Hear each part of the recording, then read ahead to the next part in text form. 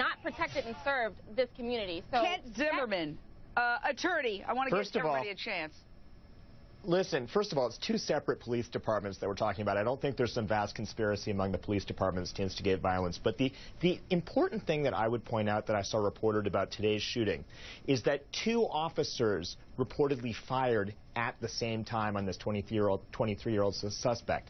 That suggests to me that they were following procedure.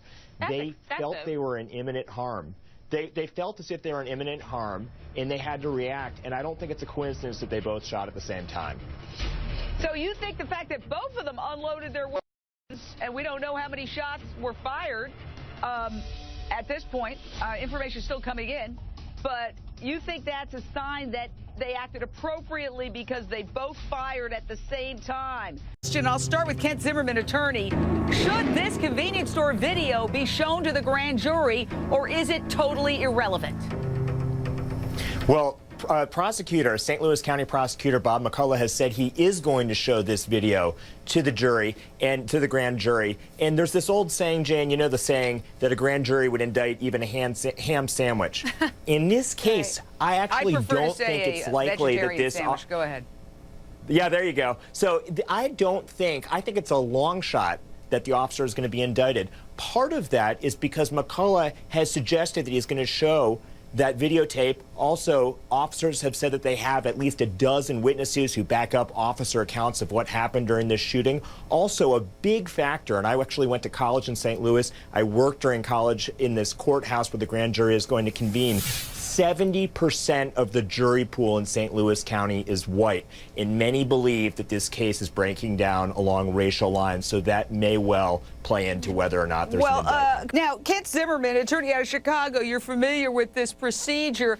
There have been many witnesses who have contradicted what the friend says the officer said. So are they going to bring those people in and tell their story? In other words, is this an objective process, or could critics be right that the prosecutor might be putting his thumb on the scale to help the officer? The grand jury is widely perceived to be a tool of the prosecution. The prosecution runs the show in the grand jury proceedings. The prosecution decides which witnesses are brought in, which evidence is brought in, and it's going to be up to the prosecution to make those decisions. It could be that if the prosecution wishes, they could weight the evidence and weight the witnesses to favor against an indictment. That's entirely possible. It's hard to know what they will do, but they have a lot of latitude in what they will do. One other thing I just mentioned, Jane, for the people who don't like Bob McCullough, the chief prosecutor in St. Louis County, there's a way that they can get him out of this. They could vote him out of office. But the reality is that that guy has been elected in this office for 24 years in St. Louis County. And yes, yeah, but these are extraordinary circumstances. There is conflict in the street that looks like it's in a foreign war zone.